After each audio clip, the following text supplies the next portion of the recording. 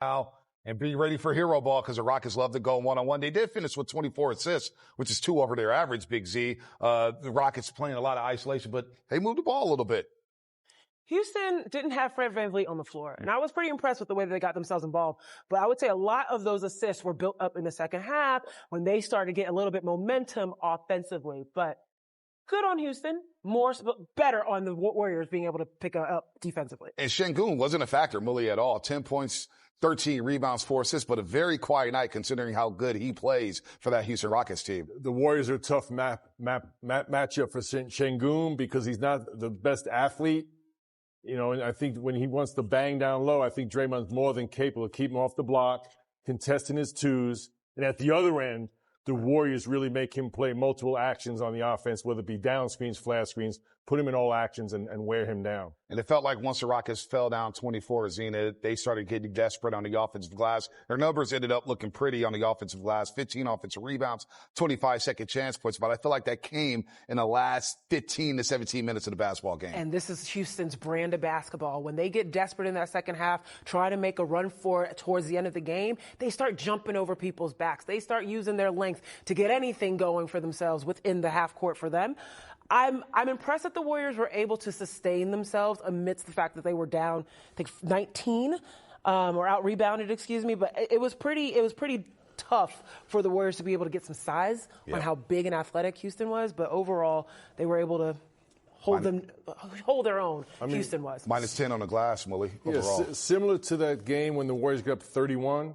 And Ime Udoka pulled Şengün and VanVleet. They just went small with athletes, and they would kind of just run around crazy and just going berserk.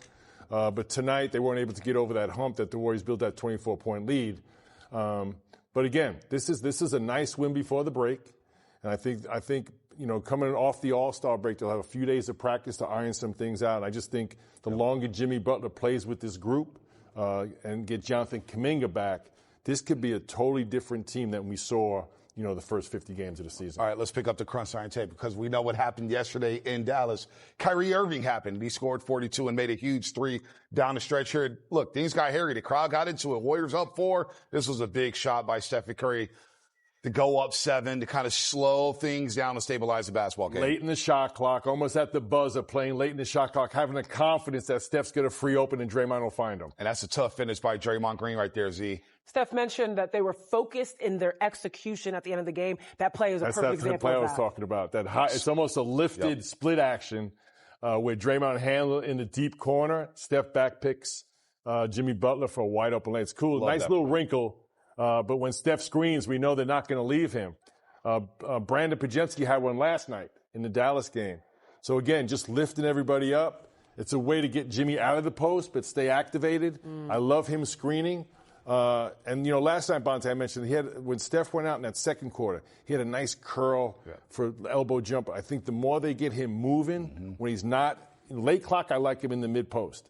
But too much of that steady diet gives the defense a rhythm as well. So I like moving him around a little bit. I think the second half of the season we'll see more of that. Less predictability, Zena. Moving Jimmy Butler around there with that split action on the three-point line. And then Draymond offensive, I think that's another key.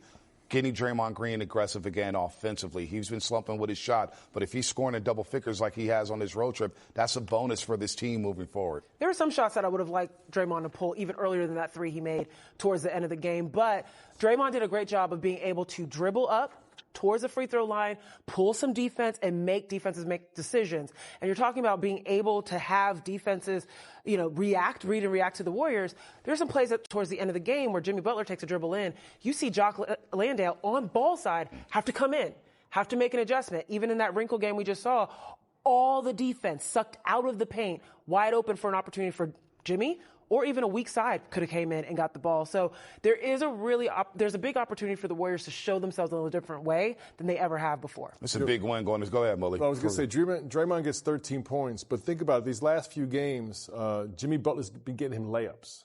And you ask any scorer, you get a layup or free throw to go in early, all of a sudden that three-point shot is not as stressful, right? So I think Draymond just getting a few layups, being involved in the offense. And we know he was shooting the 3-ball really well the last 2 seasons, really. he can get back to that. But I always feel like, you get a layup, a free throw, it gives you your confidence, and the basket's a little bigger. Yeah, no doubt about that. So the Warriors, all 5 starters scored double figures for the first time all season. That is a crazy stat. They only shoot 27% from the three-point line. Yet they win because they got to the free throw line 27 times. They made 24 of those free throws, shooting 89% for the charity stripe. They kept the turnovers down, just 11 for the Golden State Warriors. And this is a good win as they'll travel back to the Bay Area and get ready for the All-Star break. And then it's on and popping over the last 27 games. Let's hear from Steve Kerr, presented by BMW. I thought we executed pretty well several times down the stretch.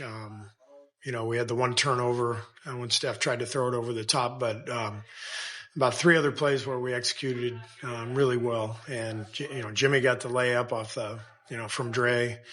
Got a couple of other plays where we got, a good look or, free throws, and that allowed us to set our defense up. So, it's good to have to finish the game that way. Obviously, you always prefer a blowout if you can get it and rest guys, but we have to learn how to close games. I mean, we have not done that well. We didn't do it well last night, obviously. So that was an important game for us. We think Jimmy's presence and skill is going to allow us to finish games much better than we have so far this year. So tonight was a good example of that, and hopefully a sign of things to come. Are you seeing a chemistry build between the three, Draymond and Stephen? And how would you assess Jimmy after, 4 games, I guess? Yeah, I mean, Jimmy is he's the real deal, I mean, just a complete basketball player, methodical, under control all the time, plays at his own pace, never turns it over, sees the game, and then can get to the line frequently. So great closer, not in the traditional sense where he's going to be Kevin Durant and make 4 straight mid-range jumpers, but it's more of a complete game. Get to the line, make the right pass, get somebody else an open look, get a defensive stop, get a rebound. He's a fantastic player. What did you make of that starting unit tonight with small group and then with Buddy going to the bench and positive starting lineup? Yeah, I mean, we felt like it was the right time to do it. I think Brandon has played so well over the last couple of weeks that I think he needs to be in that starting group now. He gives Steph another ball handler, decision maker. He makes a lot of plays out of nothing with his brain and his skill. So. It was good to get him out there. I imagine he's going to be out there now, as a starter for a while. And obviously with Steph, Jimmy, and Draymond, and I thought Moses complimented those guys really well too. And so yeah, we'll see how it goes from here. We got JK coming back hopefully within a couple of weeks, and so we always have options. But I think BP's got to be out there. I guess just kind of big picture, right, going into the break, having some time off, where do you feel like you guys are at this juncture? This was a huge game for us, especially after the disappointment of last night. We needed to go into the break feeling good. Winning 3 out of 4 on the road since Jimmy's arrival, I think that's a great sign. So I just feel like everybody is in desperate need of a break. Myself included. And I think these next 5 or 6 days will be fantastic for everybody just to fill up the cup, re-energize, and come back for the stretch run, which is, 27 games. It's, after the break, it always feels like a sprint. And so I'm excited because I think we've got a lot to look forward to. What did you like about your defense tonight? It's a lot of days off. Last time we had 6 days off, Zita. That's not a thing for me right now. Yeah, no, that's not a thing for the last 20 years for us, right, Bully? All work, no play. Steve Kerr is going to take a nice little break here before the break, but he mentioned it getting the back end of a back-to-back on the Texas two-step. You get the harder of the back-to-backs here against the Houston Rockets, a team that's in 4th place in the Western Conference. But the Warriors did it how? By not turning over the ball, turning over the Houston Rockets, and scoring off of those turnovers. What a concept. Points off turnovers, which the Warriors had flipped here, Mully. 25 points conceded off of 20 Rocket turnovers, and the Warriors got out and ran. They converted those turnovers into points. Yeah, you can really be opportunistic, on turnover, steals, missed shots. Get out and run like crazy. Make sure you don't turn it over. And then when you get in the half court, organize. Get the ball in Jimmy Butler's hands. Make sure you space, share the basketball, cut, screen. So I think they're starting to really get a nice dynamic of playing fast, but also when it's not there, Zena, to really get organized in the half court, make sure you get a shot on goal. And also making sure that you're doing the things that what you're expecting Houston to do, what the Warriors did to them tonight. Get in those lanes, turn the ball over. And tonight, the Warriors looked athletic. The Warriors looked poised on defense. The Warriors looked aggressive. You saw it start with Moses Moody, and then it turned over to Brandon Pajemski. Last night, the Houston Rockets, every single person on their roster had at least one steal against the Phoenix Suns. Tonight, the Warriors have 3 players with 2 or more steals. That's not necessarily in their rule book usually. And so it was really cool to see them flip the tables on Houston by doing what they usually do to other teams. 13-7 when it comes to steals. Warriors win that category there. How about Jalen Green? You talk about defense. I saw Pods moving his feet. I saw Buddy moving his feet. Jalen Green, he does not want to see the Warriors the rest of the way. 3 of 10 tonight in just 22 minutes of action. 9 points for Jalen Green. He hasn't shot. He shot worse against the Warriors than any other team in the NBA. So kudos to the Warriors for defending their high flyer at the 2-guard spot. We're going to go around the association. We had some upsets again tonight as we take a look at the Western Conference standings. That's coming up on Toyota Warriors Postgame Live. We were all looking forward to the sequel. We saw this last year in Indianapolis, Indiana. Sabrina Ionescu going up against Stephen Curry, and this stole the show. Cool. This was so cool. Sabrina put on the show. She made 26 threes. But then Steph said, you know what, I'm not ready to lose quite yet. And that was a lot of pressure on Stephen Curry to come back and win that three-point shootout. Sweating. Yeah, he was sweating. He was nervous. Yeah. He was nervous, and then he got hot. And, of course, that quarter rack right there, you see the money balls. Nothing but net there. What did he finish with, Zena? 29? 29. 26. He gets the belt. But we're not going to see round 2 as talks fell apart there. So I was hoping to see Kayla Clark, Sabrina Ionescu, Kelsey Plum, Klay Thompson, Dame Lillard, Stephen Curry. We're not going to see any of that. So a little disappointing, Z. It is. I mean, Caitlin Clark said she wanted to reserve her 3-point skills for the WNBA All-Star. Completely fair. It is unfortunate because you could see that the league loved that. The world loved that. But if you can't elevate it, then it just becomes repetitive and it becomes old. And they have a new format that they want to focus on. So shout out to the league for that. That was an amazing performance by Sabrina to raise the bar and put the pressure on Steph Curry. Steph Curry comes through. So that was a great show. Yeah, I mean, they'll have to figure something out. Who knows? Maybe, Steph's going to be there. Maybe he rolls out and says, whoever the winner is, come get this. You must have been watching the pregame show. Oh, really? Great minds think alike. I was busy, but great minds think alike. Well, I said shooters just want to shoot. Hey, Damian Lillard's going for a 3-peat in a 3-point shootout. Maybe he wins. And Steph says, you know what? Dame versus Steph. Battle of the Bay. Oakland. Steph Curry representing San Francisco. You wore the shoes yesterday where he's representing the 510 and the 415. Today, too. You wore them too. We saw you on TT. You was looking good, Bully. You was looking good walking down the roadway. We saw the strut. You was showing out, Bully. But no, seriously, pull down the cape and say, you know what? This is my house. Maybe come down from the rafters. A little dangerous, but he's making $60 million a year.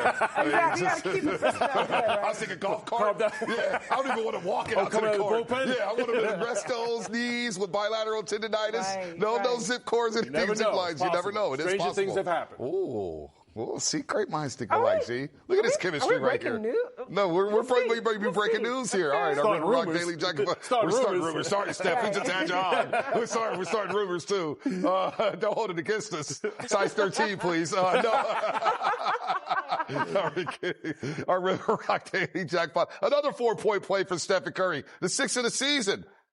Look at that one right there. 1, 2, 3, 4. We're going to call this an elongated split action because he keeps coming and coming and coming down to the coffin corner. 1, 2, 3, 4. 71st career 4-point play. That's incredible. Love that anyone on the Warriors can be put in that split action position and knows Steph Curry is the target. Wait for it. Even with 2 people trailing him, they knew that shot can get up.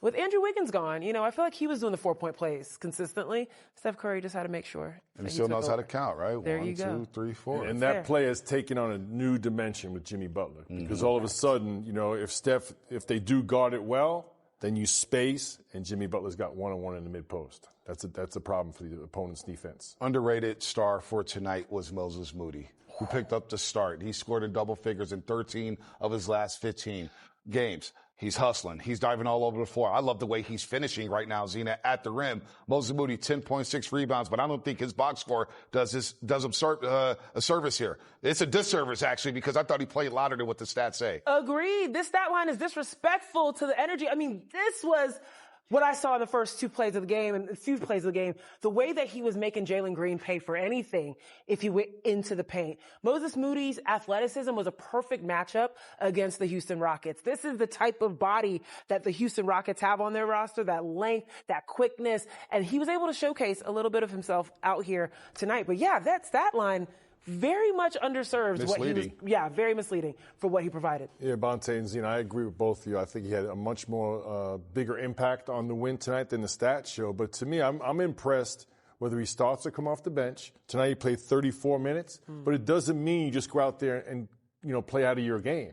He stays within himself. He gets to the open three. Tonight I thought he played really good defense, getting on those 50-50 balls. But the ability to just maintain, playing to your strengths, whether you're starting or coming off the bench, whether you're playing 20 minutes or 30 minutes, all of a sudden doesn't mean you just go out and start casting shots up. So I thought he did a really good job doing what the game needed to impact winning. And real quick, staying ready and going into the break feeling good about his game. He had hit a rough patch, got injured. Now in his last 15 games, 13 of them in double figures, he's impacted the game defensively. It's a bright sign for Moses Moody and Brandon Podolski going into the All-Star break, Z. This is why they have the reputation of being these mature young men, particularly Moses Moody. Everyone talks about he has an old soul. Sure, it's the way that he talks about things, the idioms that he uses, but it's also in the way that he handles every situation that comes to him in terms of if he's coming off the bench, is he coming in as a starter? Is he told 2 minutes before the game starts, hey, you're coming in as a starter? He's going to stay ready, and that's exciting that this man at this age is already adjusting to the NBA in that way and can provide what his team needs at any given moment. No doubt about that. Highlight Zone coming up on the other side. Plus, we'll go around the NBA as we get ready for the All-Star break. The Warriors 28-27. And Potts, he had himself a game, but that may be the highlight of them all. The dagger three and a strut right there from Day-Day. More coming up on